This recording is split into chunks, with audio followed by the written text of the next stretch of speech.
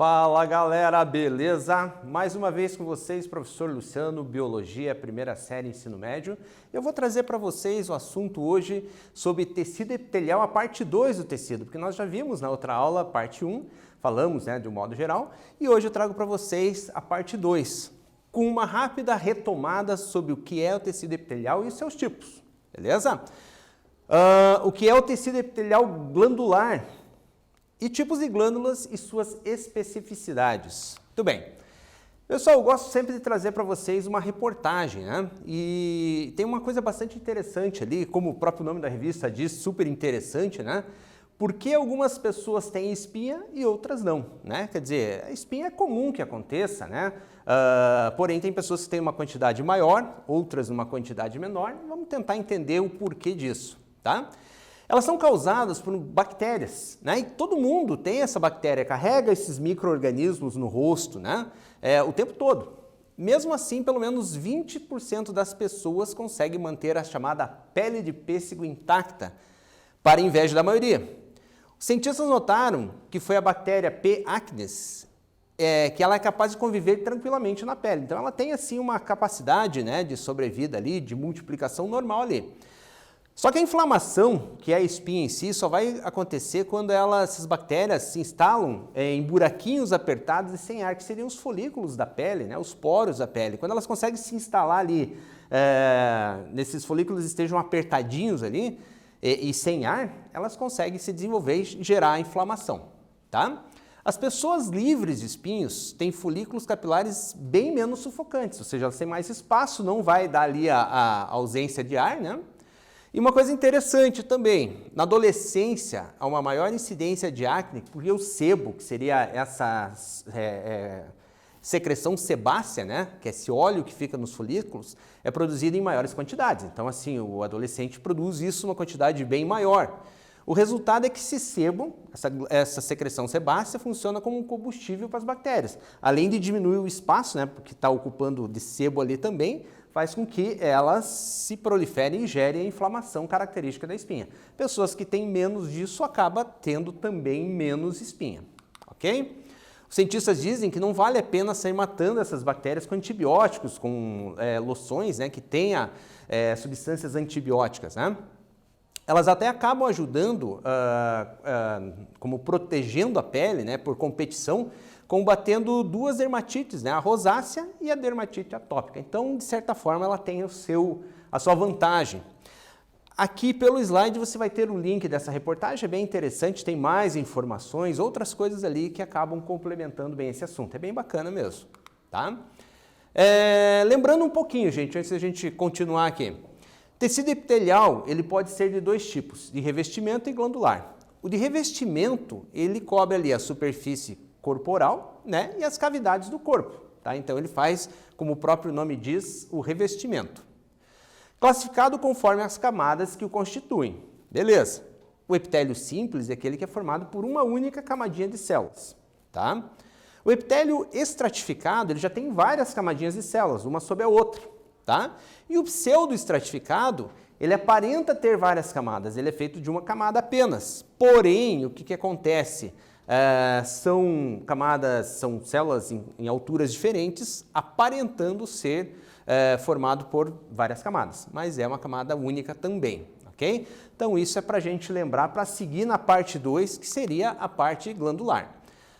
Outro detalhezinho aqui, gente, a parte assim bem característica ali do tecido epitelial, é a pele, onde está, né, uma parte dele. Seria aqui na chamada epiderme, parte superficial da pele. Depois nós temos outra parte formada por outros tecidos ali, que seria a derme, que é logo abaixo da pele, e a hipoderme, que é uma terceira camada, tá? A gente vai ver isso aqui mais na sequência ali, logo mais. Especificamente, tecido epitelial glandular, que é o tema de hoje, né? Ele é especializado na produção de secreções. As secreções são substâncias que são produzidas, né, por glândulas, né, e que são liberados no corpo. Então, ele pode ser liberado externamente, na pele e tal, ou ser jogado nas cavidades, né, corporais, ou ainda ser jogado no sangue. Com isso, a gente cria uma classificação de 3 tipos de glândulas. as glândulas exócrinas, as glândulas endócrinas e as glândulas chamadas glândulas mistas, certo? Aqui, né, de um modo geral, onde se localizam essas glândulas, tá? Aqui tem, a maioria delas são endócrinas ou mistas, mas também tem exócrinas aqui. Temos a glândula pineal, a hipófise, tireoide, paratireoide, né? Glândulas mamárias, no caso da mulher, a adrenal, que está sobre os rins, o pâncreas também é uma glândula, tá?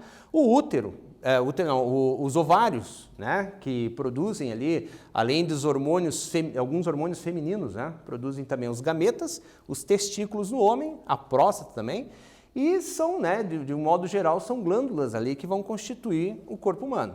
Aqui é só para dar uma ideia geral que elas estão distribuídas de uma maneira não uniforme, né, distribuída pelo corpo de um modo geral. Vamos ao primeiro quiz ali, gente, para a gente entender, para a gente testar os nossos conhecimentos. Sobre os tecidos epiteliais, é correto afirmar? Aqui são alternativas de somatória, então ela é dada pelo 01, 02, 04, 08, e assim você vai vendo ali e anotando, assinalando quais são as corretas. 01. O tecido epitelial glandular é formado por grupamento de células especializadas na produção de secreções. 02. O tecido epitelial de revestimento é classificado de acordo com o número de camadas e com a morfologia de suas células. 04. Os tecidos epiteliais são vascularizados na epiderme e no intestino. E 08. O tecido epitelial se origina embriologicamente da ectoderme. Dou um tempinho para vocês tentarem fazer, um pouquinho complicadinho, mas vocês vão tirar de letra.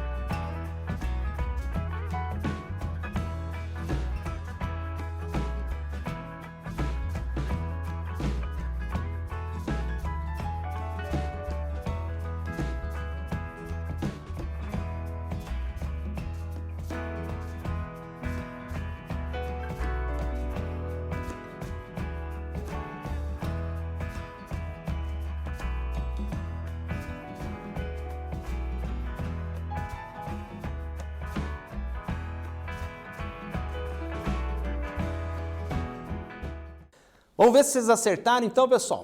É o seguinte, né? Tecido epitelial glandular é formado por grupamentos de células especializadas na produção de secreções. Certeza, né? Ele produz essas secreções que vão ser jogadas na corrente sanguínea ou externamente. O tecido epitelial de revestimento é classificado de acordo com o número de camadas e com a morfologia das células. Morfologia significa a forma das células. Também é correta, ok? Os tecidos epiteliais são vascularizados na epiderme e no intestino. Não, ele não é vascularizado na epiderme, tá? Só na parte de baixo, na derme. O tecido epitelial se origina embriologicamente da ectoderme. Também não. A resposta, daí se faz a somatória, você assinalou a 0,1 mais a 0,2, resposta dela seria a 0,3. Num gabarito de faculdade, lá de vestibular, você marcaria a resposta 0,3, certo? O que são as glândulas exócrinas? Elas eliminam substâncias para fora do organismo ou em cavidades abertas, certo? Por exemplo, né, as glândulas sudoríparas, né, que liberam suor, né, secretam suor, tá? As glândulas sebáceas, que secretam aquela substância gordurosa, né, que a gente chamou de sebo, né?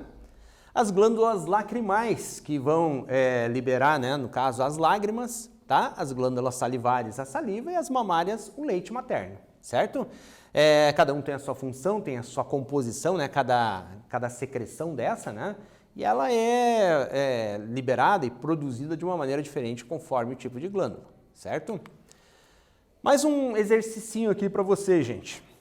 O Demodix folliculorum, que é um ácaro que habita os folículos pilosos dos seres humanos, alimentando-se de pele e sebo. Esse daqui, no caso, é um ácaro, é um aracnídeo, né, que está na nossa pele, né,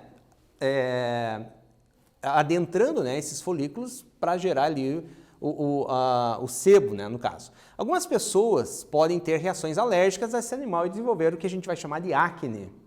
A bactéria Propionibacterium acnes é um ser vivo oportunista e se prolifera na pele, causando inflamação. As glândulas envolvidas nesse processo infeccioso são chamados de letra A, sebáceas e exócrinas, falando respectivamente, né, em relação às duas ali. Letra B, sudoríparas e endócrinas. Letra C, sebáceas e endócrinas. Letra D, sudoríparas e exócrinas. E letra E, mistas e exócrinas. Mais um tempinho para vocês resolverem essa.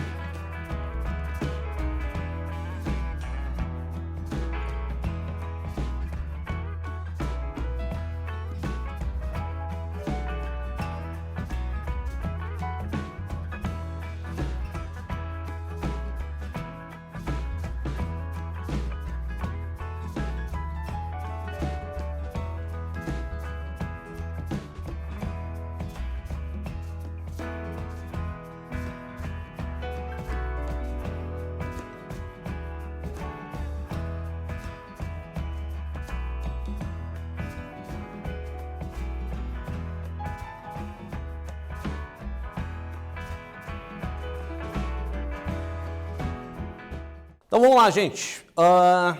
Quais as duas, respectivamente, estão envolvidas nesse processo? A gente está falando, primeira, do ácaro, né, do Demodicus folliculorum, né, que atinge ali um determinado tipo de glândula, e a P. acnes, que afeta um outro tipo de glândula. Então a resposta certa seria a letra A, que seriam as glândulas sebáceas e as glândulas exócrinas ali, que elas infectam respectivamente. As glândulas endócrinas agora, gente, lembra lá, a gente viu as exócrinas agora há pouco, agora a gente vai ver as endócrinas. Elas lançam substâncias diretamente na corrente sanguínea, tá? Então elas já geram a chamada secreção interna, né? Quem que são as glândulas endócrinas de um modo geral? A hipófise, a glândula tireoide, as paratireoides, as glândulas adrenais, parte da endócrina também nos testículos e ovários, né? Então elas produzem o que a gente vai chamar de hormônios, tá? Lembrando assim, nem todos os hormônios são sexuais. Por exemplo, né, os hormônios produzidos pelos testículos e ovários são, de certa forma, né? Agora, vamos supor ali produzida pelas adrenais, não, já são, por exemplo, a adrenalina, né? Ela já tem uma outra função. Então nem todos os hormônios, a gente tem que quebrar esse mito, eles são ligados à questão sexual. O pâncreas, por exemplo, é uma glândula mista, tá? O que acontece na chamada glândula mista? Ele produz dois tipos de secreções, uma externa e outra interna. Já vai falar mais deles ali. Elas também são chamadas, as mistas, de um modo geral, são chamadas de glândulas mesócrinas ou também de anfícrinas. Elas lançam secreções tanto no sangue quanto em cavidades abertas. Então ela produz mais de uma coisa, ela não produz uma coisa só, ela produz mais de uma. Exemplo, o suco pancreático, né? Isso falando de pâncreas, né? Que está um destaque para o pâncreas ali, onde que ele se localiza, né? no organismo, né? O suco pancreático joga as secreções no intestino delgado, ele é uma secreção digestória. E no caso também produzido pelo pâncreas, a insulina e o glucagon, que são jogados no sangue, que são hormônios que vão controlar as taxas de açúcar, para cima ou para baixo, certo? Vamos a um segundo exercício agora. Sabemos que as glândulas são classificadas de acordo com o modo que elas liberam as suas secreções, ou endócrinas, exócrinas ou mistas. Marque a alternativa que melhor descreve uma glândula endócrina. Letra A. São glândulas que produzem secreções que são lançadas diretamente fora do corpo ou em cavidades. Letra B. São glândulas que liberam suas secreções na corrente sanguínea. Letra C. São glândulas que liberam suas secreções dentro de órgãos como o estômago. Letra D. São glândulas que liberam secreções em cavidades e na corrente sanguínea.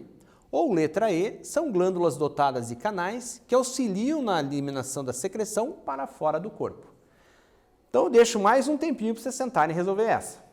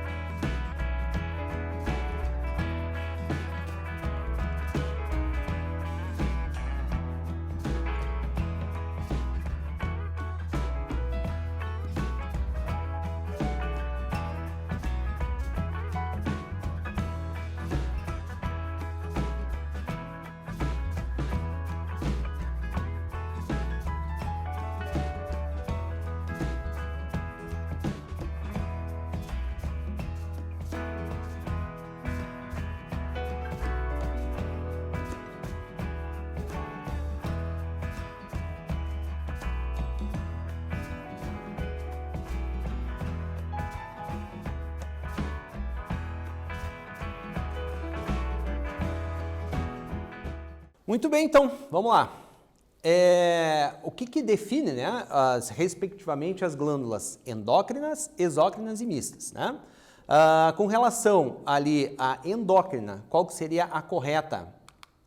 São glândulas que liberam sua secreção na corrente sanguínea. A gente tinha visto ali, tranquilinho, né? Um outro exercício aqui, gente, para nós testarmos de vez nosso conhecimento aqui.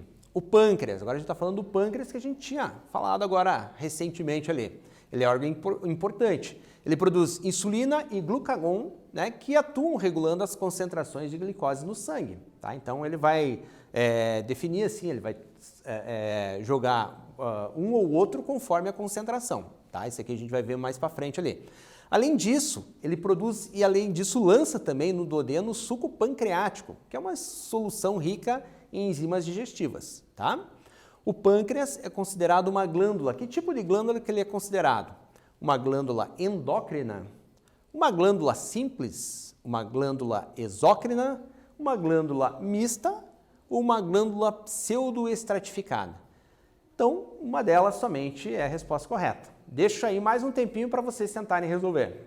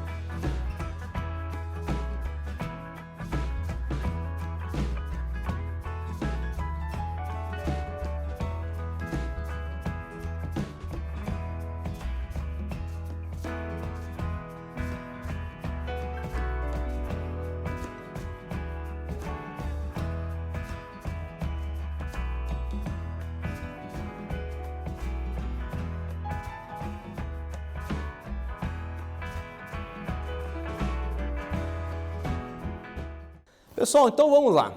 O pâncreas é um órgão importante, tá? Ele produz essas duas substâncias, insulina e glucagon. Então é o seguinte, a pessoa assim que quando come alguma coisa ali, em que existam carboidratos envolvidos ali, o pâncreas libera a insulina no sangue para que seja processado, né, esse carboidrato e ele entre nas células. Pessoas diabéticas, por exemplo, né, produzem, tipo diabetes tipo 2, vamos dizer, eles produzem insulina, mas ela não é suficiente assim para fazer com que a glicose, né, o carboidrato assim, entre na célula. Então a pessoa vai ter uma deficiência nisso, o que vai caracterizar a diabetes.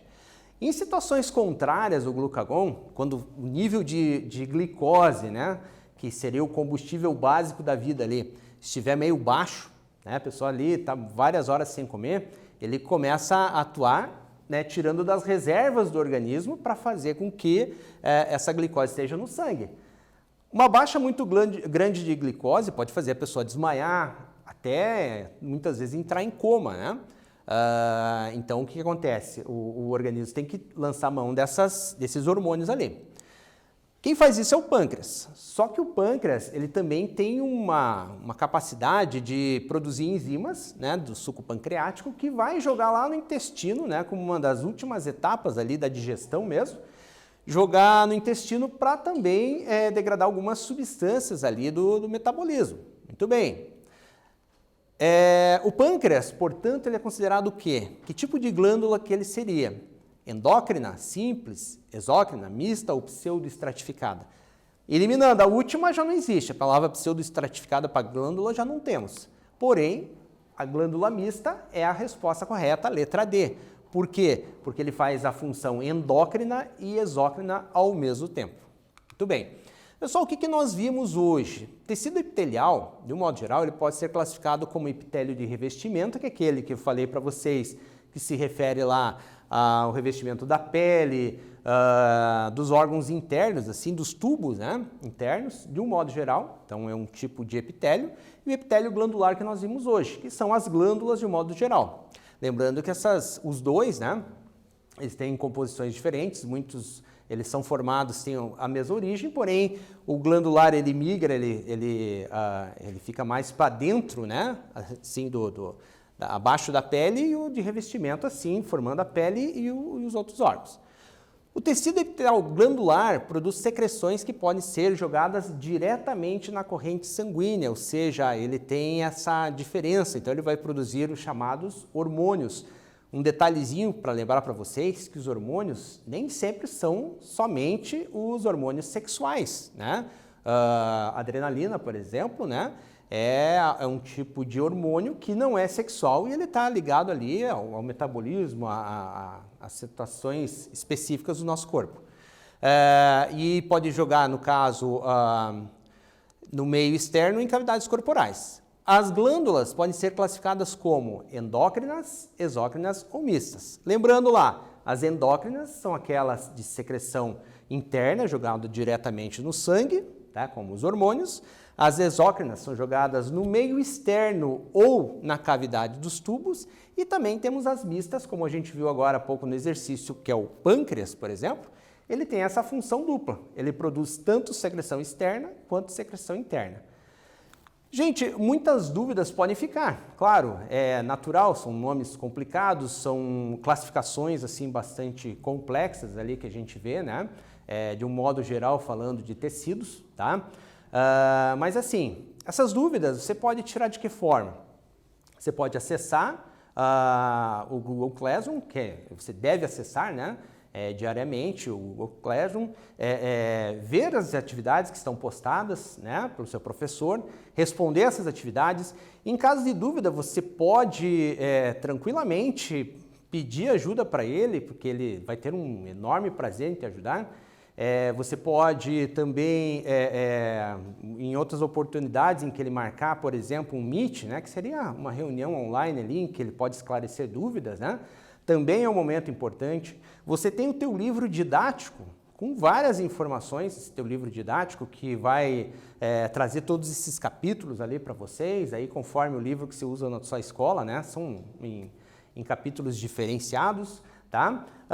E também você pode acessar essa aula novamente no YouTube. Você pode ir lá no Aula Paraná, na playlist de Biologia, primeiro ano, verificar, tirar dúvidas, avançar, retornar, pausar em algum ponto, tá? Mas é essencial, gente, que você tente fazer o exercício, não tente simplesmente pesquisar na internet ou ver com o teu amigo a resposta. É importante você ter essa autonomia de você tentar resolver. Você vai precisar disso. Você vai fazer vestibular, você vai fazer Enem e necessariamente você vai ter que saber desses conteúdos, tá? É importante, faça lá seu material, prepare lá os mapas conceituais, coloque cores, né, sublinhe, para que fique fácil para você.